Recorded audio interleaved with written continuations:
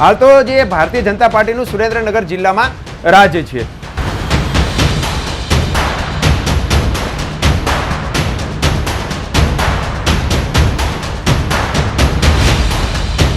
કે સુરેન્દ્રનગરની જનતાએ એક મન બનાવ્યું છે। વિકાસના કામો તો ચોક્કસ થઈ રહ્યા છે, પરંતુ હજુ પણ એવા કેટલા ઘણા બધા વિસ્તારો જે છે નગરપાલિકામાંથી મહાનગરપાલિકા બન્યા પછી મનની અંદર જે મૂંઝવતા પ્રશ્નો છે તે કેવા પ્રકારના પ્રશ્નો છે તેનું આજે આપણે જાણવાનો પ્રયાસ કરીશું। સુરેન્દ્રનગરની અંદર હાલ સ્થાનિક સ્વરાજની ચૂંટણીનો માહોલ જામી રહ્યો છે, ત્યારે સુરેન્દ્રનગરમાં સૌ પ્રથમ વખત જે પોડકાસ્ટ સ્ટુડિયો શરૂ કરવામાં આવ્યો છે સોહમ 24 ન્યૂઝ અને બિલ્બીઝ લાઇન દ્વારા। ત્યારે આ પોડકાસ્ટ સ્ટુડિયોના માધ્યમથી જે સુરેન્દ્રનગરમાં હાલ જે ચૂંટણીનો માહોલ જે ચાલી રહ્યો છે તે ચૂંટણીના માહોલની શું અસર દેખાઈ રહી છે અને હાલ જે પ્રચાર પ્રસાર થઈ રહ્યો છે તે કેટલા અંશે પ્રચાર પ્રસાર થઈ રહ્યો છે। હાલ તો જે ભારતીય જનતા પાર્ટીનું સુરેન્દ્રનગર જિલ્લામાં રાજ છે, પરંતુ વિપક્ષ પણ આ જે સત્તા હાંસલ કરવા માટે એડી ચોટીનું જોર લગાવી રહ્યું છે। તેમ છતાં ભારતીય જનતા પાર્ટીની જે રણનીતિ છે તેના કારણે વિપક્ષ હાલ તો સફળ થઈ રહ્યું નથી। તેમ છતાં જે વિપક્ષ જે કામગીરી કરે છે અને વિપક્ષના કારણે જે ભારતીય જનતા પાર્ટીને જે કંઈ કામગીરી કરવાની વધારે મહેનત પડે છે તે કેવા પ્રકારની કામગીરી હાલ કરી રહી છે। બીજી વસ્તુ એ કે સુરેન્દ્રનગરની અંદર અનેક સ્થાનિક સમસ્યાઓ છે, જેમ કે રોડ, રસ્તા, પાણી, ગટર સુવિધા, આ બધી સુવિધાઓને લઈને પણ ભારતીય જનતા પાર્ટી સામે એક પડકાર સમાન એક આ પ્રશ્ન સાબિત થઈ રહ્યો છે। ત્યારે આપણા સ્ટુડિયોમાં આ જે સ્થાનિક સ્વરાજની ચૂંટણીના પ્રશ્નોને લઈને જે આપણા ખાસ મહેમાન તો આજે આપણી સાથે સ્ટુડિયોમાં ઉપસ્થિત છે શ્રી જગદીશભાઈ મકવાણા, જેઓ વઢવાણ વિધાનસભાના ધારાસભ્ય પણ છે તેમજ ગુજરાત સરકારના નાયબ મુખ્ય દંડક પણ છે। તો શ્રી જગદીશભાઈ, આપનું સોહમ 24 ન્યૂઝ અને બિલ્બીઝ લાઇનમાં અમે આપનું હાર્દિક સ્વાગત કરીએ છીએ। જી સાહેબ, ખાસ આમાં જે સ્થાનિક સ્વરાજની ચૂંટણીનો માહોલ છે અને આપ તો પ્રચાર પ્રસાર માટે દરેક જગ્યાએ હાલ તો જઈ રહ્યા છો, તો આપને કેવો લોકોનો આવકાર મળી રહ્યો છે તે અમારા દર્શક મિત્રોને પહેલા જણાવશો પ્લીઝ। સૌપ્રથમ તો સોહમ 24 ન્યૂઝ અને બિલ્બીઝ લાઇન એનો હું આભાર વ્યક્ત કરું કે સુરેન્દ્રનગરમાં આ સ્ટુડિયો શરૂ કર્યા પછી મારે પ્રથમ વખત આ ઇન્ટરવ્યૂમાં આવવાનું થયું છે। આપના માધ્યમથી હું સમગ્ર સુરેન્દ્રનગર વાસીઓને સંદેશો આપવા માગું છું।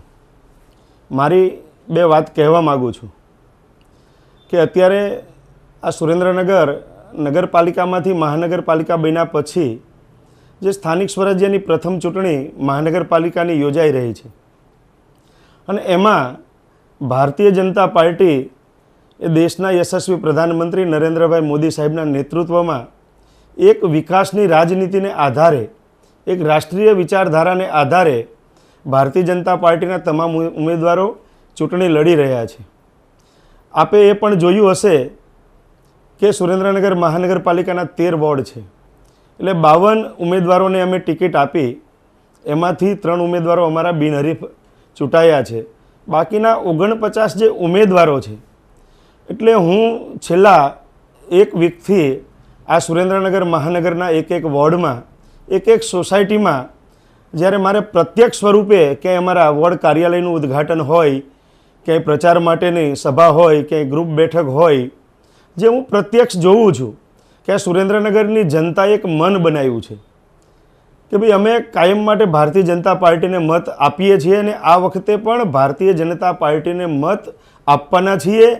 અને જે ભાજપના 49 ઉમેદવારો આ શહેરની અંદર ચૂંટણી લડે છે એ 49ને જીતાડવાના છે। અને એક દાવા સાથે કહી શકું કે નરેન્દ્રભાઈ મોદી સાહેબનું નેતૃત્વ હોય, અમિતભાઈ શાહ સાહેબ હોય, ગુજરાતમાં માનનીય મુખ્યમંત્રી શ્રી ભૂપેન્દ્રભાઈ પટેલ સાહેબ અને અમારા પ્રદેશ અધ્યક્ષ શ્રી જગદીશભાઈ વિશ્વકર્મા સાહેબ, એક વિકાસની રાજનીતિ અને એક છેવાડાના માનવીનું પણ કલ્યાણ થાય, એક અંતિમ પંક્તિમાં બેઠેલો વ્યક્તિ એને પણ સરકારની બધી જ યોજનાઓનો લાભ મળે એ દિશામાં કામ કરતી આ સરકાર છે અને એ સરકારના મીઠા ફળ જે યોજના સ્વરૂપે છે એ છેવાડાના માનવીને પણ મળ્યા છે। એટલે નાનામાં નાનો માણસ હોય કે મોટામાં મોટો વ્યક્તિ હોય કે કોઈ સરકારી કર્મચારી અધિકારી હોય, નિવૃત્ત કર્મચારી અધિકારી હોય કે વેપારી હોય કે વિવિધ સંસ્થાના લોકો હોય કે વિવિધ સમાજના આગેવાનો હોય, પોતે મન બનાવી અને ભારતીય જનતા પાર્ટીના ઉમેદવારને જીતાડવા માટે સતત પ્રયત્ન કરી રહ્યા છે. મેં આ વખતે પહેલીવાર એવું જોયું કે રાજકીય જીવનની અંદર અનેક પાર્ટીઓ હોય છે, ચાહે આમ આદમી પાર્ટી છે, કોંગ્રેસ પાર્ટી છે, એને ઉમેદવારો નથી મળતા. ઉમેદવારો માટે ઘરે ઘરે ફરવું પડે છે, સમાજના આગેવાનોને એમને મળવું પડ્યું છે, છતાંય ઘણા વોર્ડની અંદર એમને ઉમેદવારો નથી મળ્યા. અને ક્યાંય ઉમેદવારો મળ્યા છે તો ઉમેદવારોએ સ્વયં પોતે જે મોદી સાહેબની જે વિકાસની રાજનીતિ સાથે જે રીતે વિકાસ થઈ રહ્યો છે, સૌનો સાથ, સૌનો વિકાસ, સૌનો પ્રયાસ અને સૌનો વિશ્વાસ, એ સાથે જે લોકોએ આ મંત્રને ચરિતાર્થ કરી અને ભરેલા ઉમેદવારી પત્રો પણ એ કોંગ્રેસ હોય કે આમ આદમી પાર્ટી હોય એ ઘણા બધા વોર્ડની અંદર ફોર્મ પરત ખેંચાયા છે. સાથે સાથે હું વિકાસની વાત કરું તો સુરેન્દ્રનગર મહાનગરપાલિકા બની અને 15 મહિના થયા. 15 મહિનાની અંદર 800 કરોડ જેટલી ગ્રાન્ટ આ ગુજરાત સરકારે સેન્કશન કરી અને આજે એના કામો આ સુરેન્દ્રનગરમાં શરૂ થઈ રહ્યા છે. ઘણા બધા કામો જે છે એ પ્રગતિ હેઠળ છે. એવા કેટલાય કામો ટેન્ડરની પ્રક્રિયાઓમાં છે. આગામી દિવસોમાં પણ ચૂંટણીની જ્યારે આચારસંહિતા પૂરી થશે ત્યારે કરોડો રૂપિયાના બીજા કામો પણ શરૂ થવાના છે. જી સાહેબ, ખાસ કરીને સુરેન્દ્રનગરની વાત કરીએ તો સુરેન્દ્રનગરની જનતાને રોડ રસ્તાના સમસ્યા સવિશેષ હોય છે. તો આ રોડ રસ્તાની જે સમસ્યાઓ જે કાયમી ઉકેલ માટે કઈ જે પાર્ટી દ્વારા કોઈ સ્ટ્રેટેજી નક્કી કરવામાં આવી છે કે જે અધિકારીઓ દ્વારા કોઈ આ બાબતે કોઈ કામગીરી કરવામાં આવે તેવું કોઈ ખરું કંઈ? આપને જણાવતા મને આનંદ થશે કે મહાનગરપાલિકા બન્યા પછી જે આજે સુરેન્દ્રનગરના મોટા ભાગના જે રસ્તાઓ છે, ક્યાંય ડામરથી રસ્તાઓ બનાવ્યા છે, ક્યાંય સિમેન્ટ કોન્ક્રીટના રસ્તાઓ બન્યા છે. પહેલાં જે રસ્તાઓ બનતા હતા એના કરતાં પણ મહાનગરપાલિકા બન્યા પછી એ રસ્તાની ક્વોલિટી જળવાઈ છે. અને રસ્તાની ક્વોલિટી જળવાય એ માટે અધિકારીઓ ઉપર પણ અમારું ક્યુસી ક્વોલિટી કંટ્રોલ કામ કરે છે. અને ક્યુસીવાળા સતત આ કામનું મોનિટરિંગ કરી અને કામ ક્વોલિટીવાળું થાય એ પ્રકારે સતત મોનિટરિંગ કરે છે અને કામો ખૂબ જ પ્રમાણમાં સારા થઈ રહ્યા છે. આપને હું એક દાખલો આપું કે સર્કિટ હાઉસથી શરૂ થયેલો આપણો જે રિવરફ્રન્ટ છે ત્યાં સિમેન્ટ કોન્ક્રીટ રસ્તાનું જે કામ થયું છે, આગળ કામ ચાલુ છે, એ આપ જરા પ્રત્યક્ષ નિહાળશો તો ખ્યાલ આવશે કે આ પ્રકારના ક્વોલિટીવાળા કામ હવે સુરેન્દ્રનગરની જનતાને એક સુવિધા મળે ને એ પ્રકારના કામો શરૂ થઈ ગયા છે. જી ચોક્કસ સાહેબ, ભારતીય જનતા પાર્ટી દ્વારા જે સુરેન્દ્રનગરની અંદર વિકાસના કામો તો ચોક્કસ થઈ રહ્યા છે, પરંતુ હજુ પણ એવા કેટલા ઘણા બધા વિસ્તારો જે છે કે જેની અંદર જે પાયાગત જે સુવિધાઓ જે લોકોને મળવી જોઈએ તે લોકોને હજી સુધી નથી મળી રહી. તો એ બાબતે આપના જે સક્રિય કાર્યકરો છે તે આ બાબતે કે આપના સુધી વાત પહોંચાડી છે ખરી?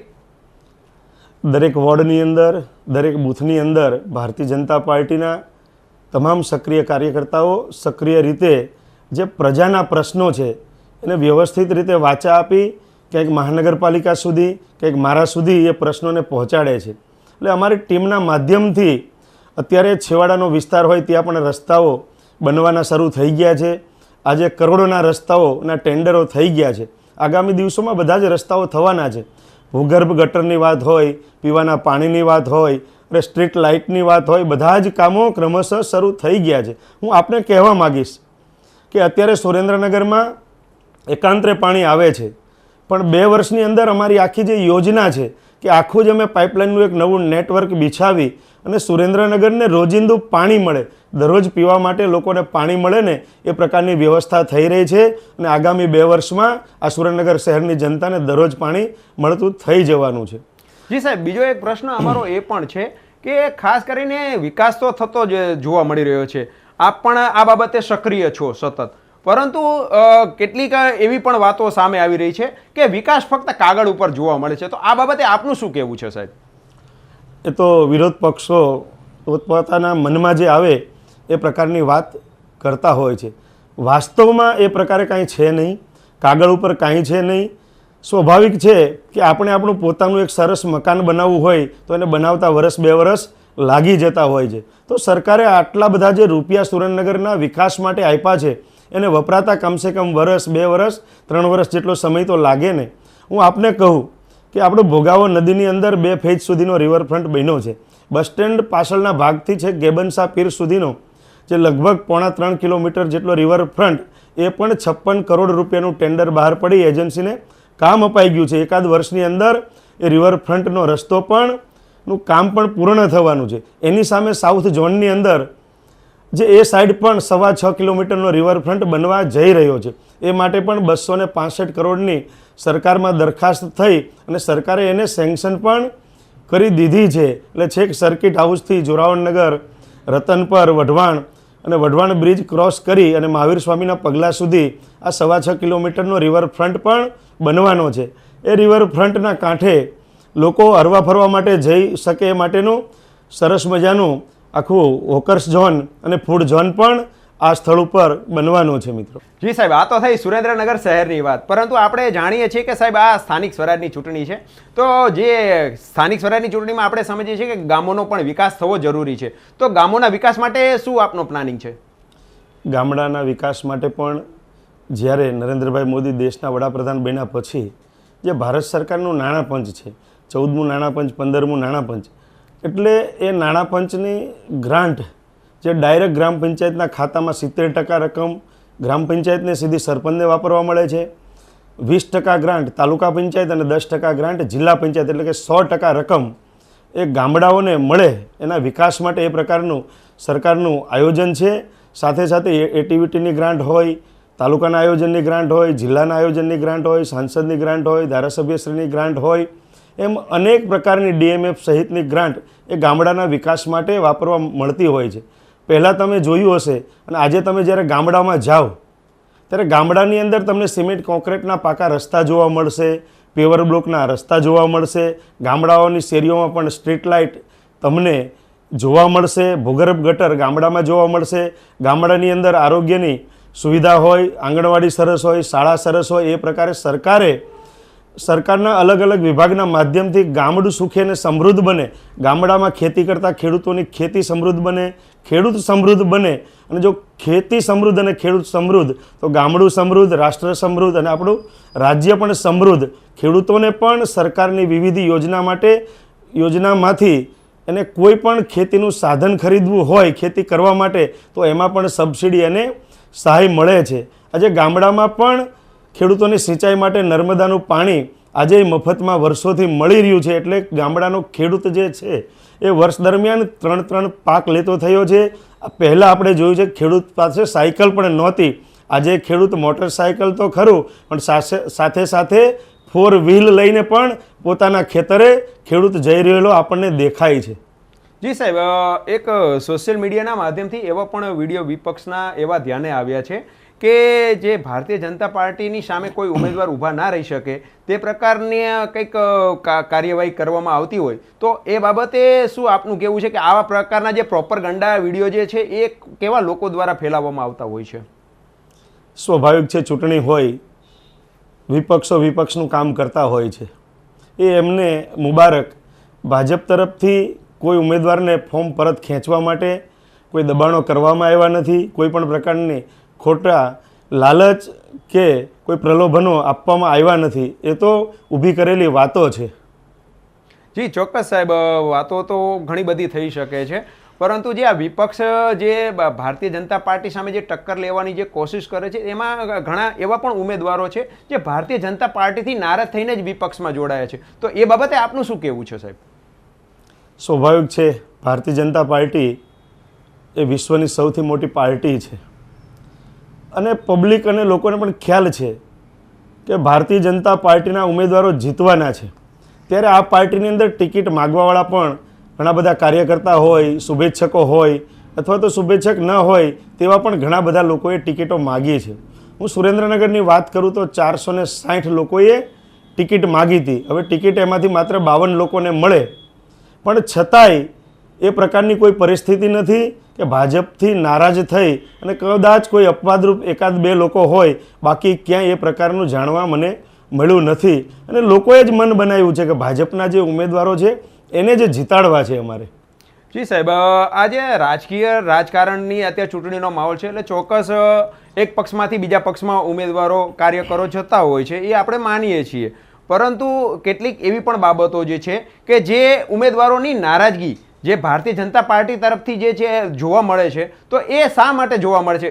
ભારતીય જનતા પાર્ટી જો આટલી સક્ષમ પાર્ટી હોય તો પોતાના ઉમેદવારો કાર્યકરોને કેમ નથી સાચવી શકતી?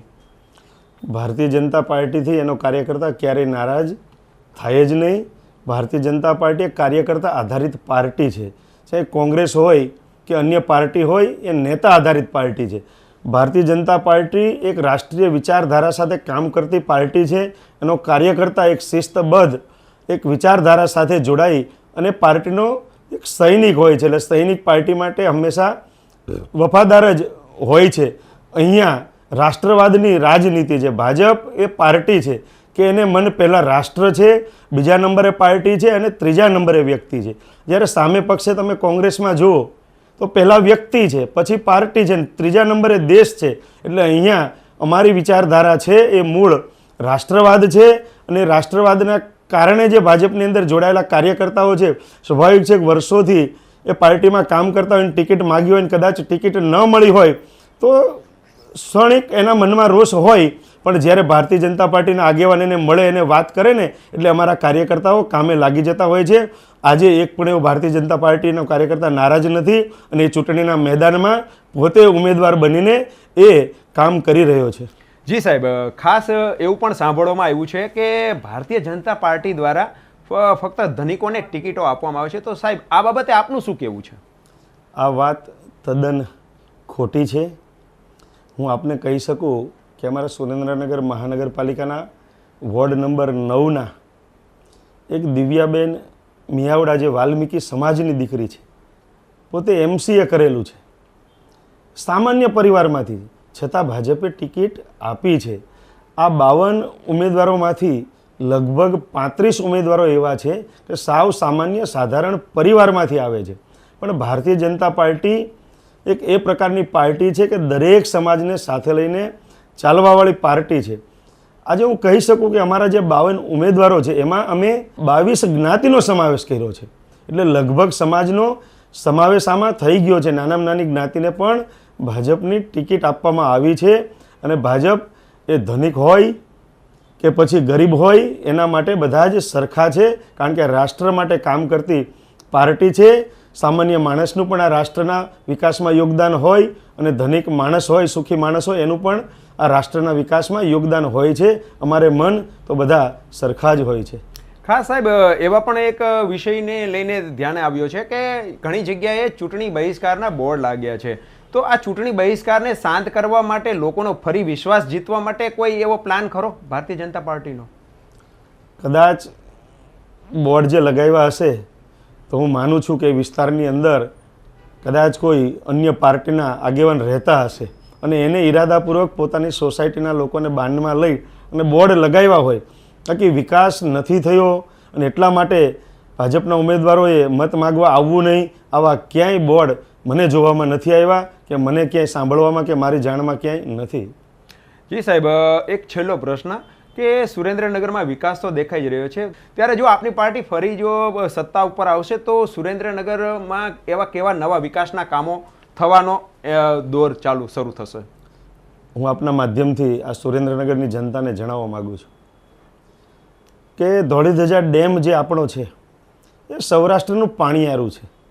સૌરાષ્ટ્રમાં 115 નાના મોટા ચેક ડેમ એ મોટી મોટી પાઇપલાઇનના માધ્યમથી આ ધોળીધજા ડેમથી ત્યાં સિંચાઈ માટે પાણી જઈ રહ્યું છે. ત્યારે આ ધોળીધજા ડેમની બાજુમાં ધોળીધજા પાર્ક ₹24 કરોડના ખર્ચે ડેવલપ થવા જઈ રહ્યો છે અને આજે એનું કામ શરૂ થઈ ગયું છે. સુરેન્દ્રનગરની પ્રજાને ત્યાં હરવા માટે, ફરવા માટેનું એક અલૌકિક પ્રકારનો એક આખો પાર્ક ડેવલપ થઈ રહ્યો છે, જે કદાચ એકાદ વર્ષમાં એનું કામ પૂર્ણ થશે. બીજું હું આપના માધ્યમથી કહું કે જે વઢવાણ ભોગાવો નદી છે, એ નદી ઉપર અત્યારે આપ માર્કેટિંગ યાર્ડથી જઈ અને વઢવાણ બાજુ જવું હોય તો બ્રિજનું કામ ચાલુ છે. વિશેષ ધોળીધજા ડેમની આગળના ભાગમાં પણ અમે 66 કરોડના ખર્ચે જે મેક્સન સર્કલથી શરૂ કરી અને એ ભોગાવો નદીમાં વચ્ચે થઈ અને ડાયરેક્ટ એ સીધો રસ્તો દાળમિલ રોડ થઈ અને દુધરેજ આગળ ધાંગધ્રા રોડને ટચ થાય એ પ્રકારનું એક બાયપાસ જેવો બ્રિજ બનાવીને અમે કરવા જઈ રહ્યા છીએ. એટલે ભોગાવો નદી ઉપર એક પણ કોઝવું ન રહે. ચોમાસાના સમયમાં પણ જ્યારે નદીની અંદર પૂર આવ્યું હોય ત્યારે લોકો અવરજવર કરી શકે એ પ્રકારના બધા જ બ્રિજો ડેવલપ થઈ રહ્યા છે. જી, ખાસ કરીને સાહેબ વઢવાણના વિકાસની પણ વાત થતી હોય છે. આપણે સૌ જાણીએ છીએ કે પહેલાં વઢવાણ હતું ને પછી સુરેન્દ્રનગર બન્યું છે. ત્યારે વઢવાણના વિકાસ માટે સાહેબ શું થઈ રહ્યું છે? વઢવાણ એક ઐતિહાસિક નગરી છે. વઢવાણના વિકાસ માટે જે વઢવાણનો જે ઐતિહાસિક કિલ્લો છે એ કિલ્લામાં અલગ અલગ દરવાજાઓ આવેલા છે. શિયાળીની પોળનો દરવાજો હોય, નવો દરવાજો હોય, ધોળી પોળનો દરવાજો હોય, વઢવાણની એ બારી હોય, એ ખાંડી પોળનો દરવાજો હોય, એ લાખુ પોળનો દરવાજો હોય, એ ખારવાની પોળનો દરવાજો હોય. એમાં જે ધોળી પોળ છે, જે વઢવાણ અને સુરેન્દ્રનગરને જે કનેક્ટ કરતો જે બ્રિજ છે બંને સાઈડ, ભોગાવો નદીની બંને સાઈડ, એમાં આ ધોળી પોળ આવેલી છે. એ ધોળી પોળના કિલ્લાને આખું જ રિનોવેશન કરી અને પાછું એક હિસ્ટોરિકલ પ્લેસ બનાવવા જઈ રહ્યા છીએ. એ ગેટ હોય એની આગળનું આખું જે ગાર્ડન ટાઈપ ડેવલપ કરી અને 12 કરોડના ખર્ચે એ ધોળી પોળનો જે આખો પાર્ટ છે એ ડેવલપ થવાનો છે. સાથે સાથે આપણો વઢવાણનો ઐતિહાસિક હવા મહેલ, જે હવા મહેલને પણ અમે 15 કરોડના ખર્ચે નવો ડેવલપ કરવા માટે જઈ રહ્યા છીએ, રિનોવેશન કરવા માટે જઈ રહ્યા છીએ. એની બાજુમાં તમે જોશો તો એક ગાર્ડન આવેલો છે. એ ગાર્ડન આપણા વઢવાણના રાજવી ઠાકોર સાહેબ દાજીરાજસિંહ બાપુ એમના નામે એમનું નામકરણ કરી અને લગભગ 4 કરોડના ખર્ચે એને અમે ડેવલપ કર્યો છે.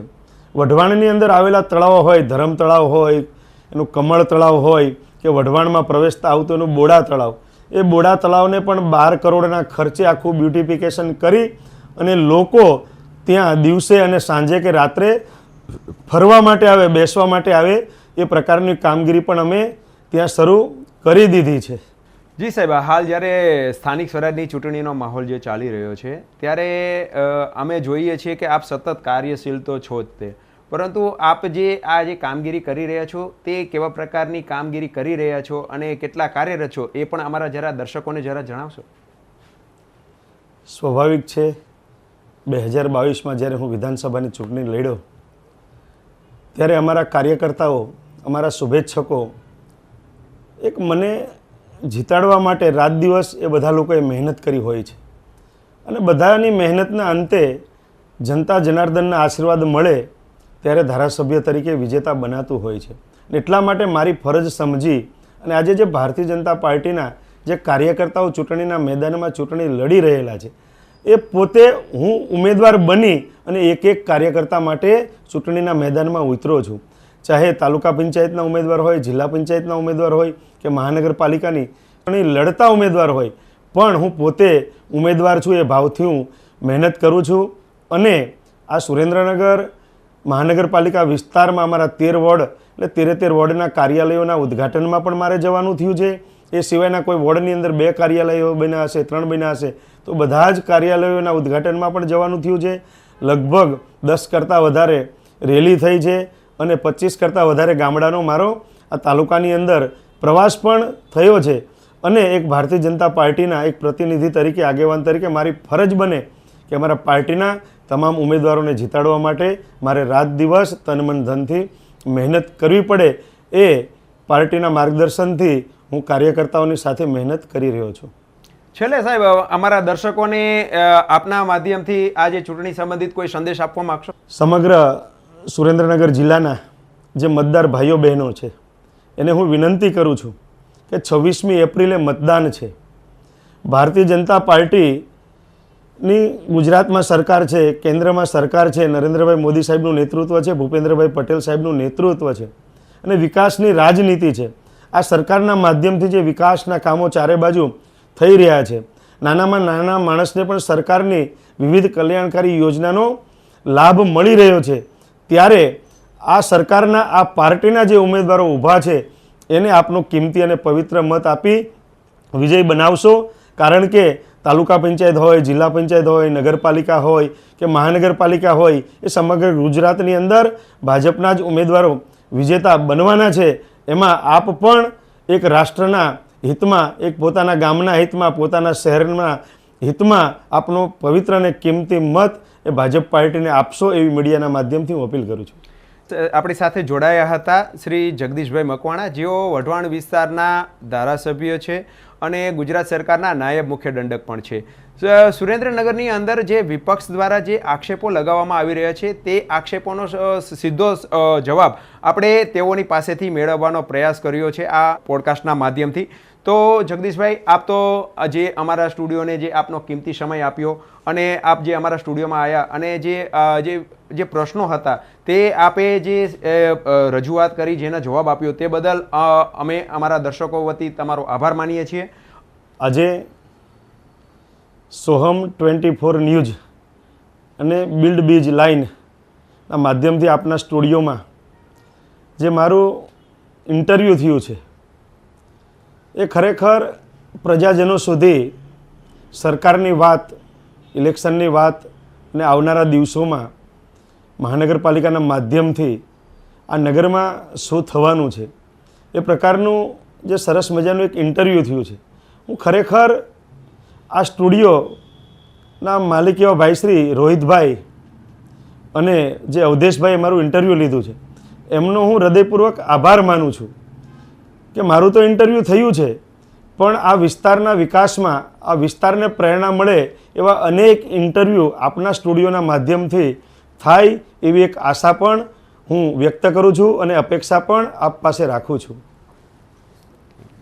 નમસ્તે.